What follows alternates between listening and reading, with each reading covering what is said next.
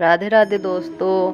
आज मैं आपके लिए हर समस्या, हर परेशानी का जवाब मिलेगा आपको। श्री कृष्ण भगवान के ये 18 अध्याय हैं जो कि आपको हर तरह के सवाल का जवाब मिलेगा। ये सभी ग्रंथों में श्रीमद् भागवत गीता को संपूर्ण महत्व माना जाता है, क्योंकि इसमें व्यक्ति के जीवन का सार है और इसमें महाभारत काल से लेकर द्वापर में श्री कृष्ण की सभी लीलाओं का वर्णन किया गया है। इसकी रचना महर्षि वेद व्यास ने की थी। श्रीमद् भागवत पूर्णतः अर्जुन और उनके सारथी श्री कृष्ण के बीच हुए संवाद पर आधारित पुस्तक है। गीता में ज्ञान योग्य, कर्म योग, भक्ति योग, राजयोग, एकाश्रयवाद आदि की बहुत सुंदर ढंग से चर्चा की जाती है। गीता मनुष्य को कर्म का महत्व समझाती है। गीता में श्रेष्ठ मानव जीवन का सार बताया गया है। इसमें 18 ऐसे अध्याय हैं जिसमें आपके जीवन से जुड़े हर सवाल का जवाब और हर समस्या का हल मिल सकता है। पहला अध्याय, गीता का पहला अध्याय, अर्जुन विषाद। इसमें 46 श्लोकों द्वारा अर्जुन की मन स्थिति का वर्णन किया गया है। इस किसी की तरह अर्जुन अपने संग संबंधियों से युद्ध करने से डरते हैं और किसी तरह भगवान श्री कृष्ण को गीता के दूसरे अध्याय सांख्य योग में कुल 72 श्लोक हैं, जिसमें श्री कृष्ण अर्जुन को कर्म योग, ज्ञान योग, सांख्य योग, वृद्धि योग और आत्म का ज्ञान देते हैं। यह अध्याय वास्तव में पूरी गीता का सारांश है। इसे बेहद महत्वपूर्ण भागों में बांटा जाता है। गीता का तीसरा अध्याय कर्म योग है। इसमें 43 श्लोक हैं। श्री कृष्ण इसमें अर्जुन को समझाते हैं कि परिणाम की चिंता किए बिना हमें हमारा कर्म करना चाहिए। ज्ञान कर्म संख्या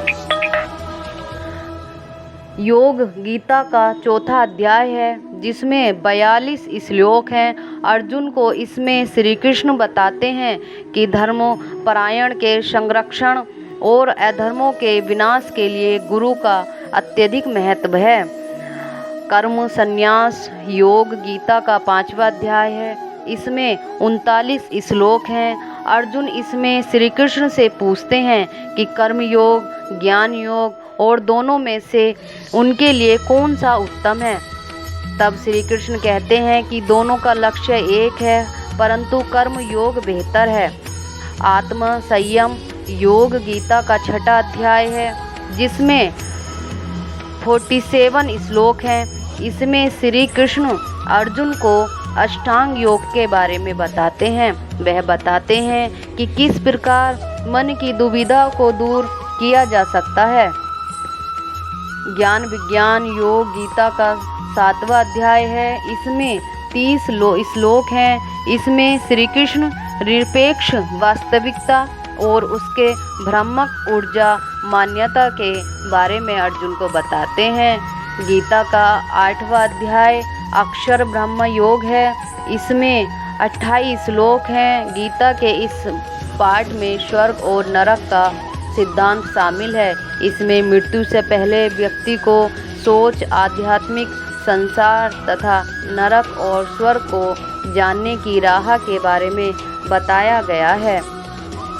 राज विद्यालय राज गुहा योग गीता का 9वां अध्याय है, जिसमें से 34 श्लोक हैं और श्रीमद् भगवत गीता इसमें बताई गया है कि श्री कृष्ण की आंतरिक रक्षा ऊर्जा सृष्टि व्याप्त बनाती है और श्रीमद् भगवत गीता उसका सृजन करती है और पूरे ब्रह्मांड को नष्ट कर देती है। विभूति योग गीता का 10वां अध्याय है। इसमें 42 श्लोक हैं। इसमें श्री कृष्ण अर्जुन को यह बताते हैं कि किस प्रकार सभी तत्वों को आध्यात्मिक अस्तित्व के अंत का कारण बताते हैं या मानते हैं।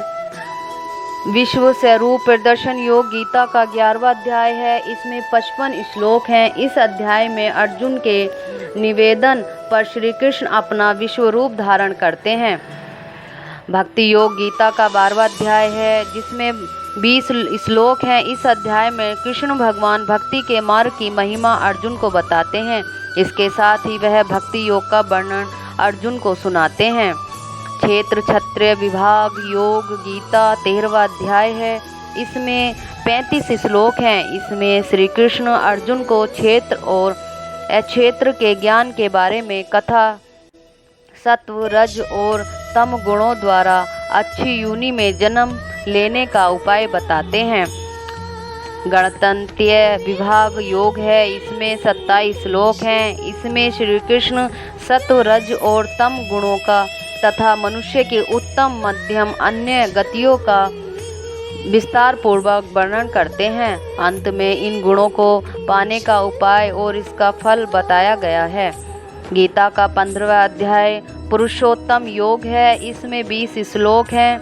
इसमें श्री कृष्ण कहते हैं कि देवी प्रकृति वाली ज्ञान पुरुष सर्व प्रकार से मेरा भजन करते हैं तथा आसुरी प्रकृति वाले अज्ञानी पुरुष मेरा उपहास करते हैं।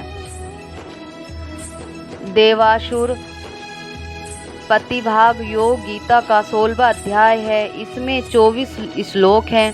इसमें श्री कृष्ण स्वाभाविक रीति से ही देवी प्रकृति वाले ज्ञानी पुरुष तथा आसुरी प्रकृति वाले अज्ञानी पुरुषों के लक्षण के बारे में बताते हैं। क्षत्रिय विभाग योग गीता का 17वां अध्याय है।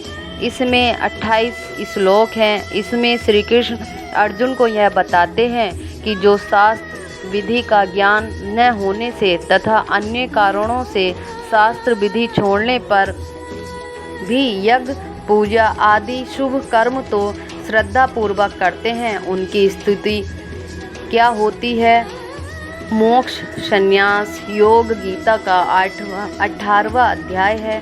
इसमें 78 श्लोक हैं। यह अध्याय पिछले सभी अध्यायों का सारांश है। इसमें अर्जुन श्री कृष्ण के न्याय यानी ज्ञान योग का और त्याग अर्थात फलासक्ति रहित कर्म योगों का तत्व जानने की इच्छा प्रकट करते हैं। तो दोस्तों, ये सारे सारांश जो मैंने आपको बताए हैं ये गीता के 18 अध्याय हैं और इन्हें जानकर आपको ज्ञात होगा कि हर समस्या हर परेशानी का हल व जवाब हमें स्वयं ही ढूंढना पड़ता है, जो हमारे हिंदू शास्त्रों व पौराणिक कथाओं द्वारा भगवत गीता में प्राप्त होता है। जो भी मनुष्य भगवत गीता व सारांश पढ़ता है मनोवैज्ञानिक बल व बुद्धि से विकसित होता है या बाल अवस्था में उसे भगवत गीता का पाठ या अध्याय कराना चाहिए। इससे हमारे बच्चों की बुद्धि व विवेक मिलता है और हमारे हिंदू धर्म व पौराणिक तथ्यों को जानने का अवसर प्राप्त होता है। और दोस्तों, अगर आपको ये अच्छा लगा है तो आगे के अध्याय मैं आपके लिए लेकर आऊँगी। अगर चैनल को जानने के लिए लाइक करें और सब्सक्राइब करें ताकि आपको आगे की नोटिफिकेशन मिल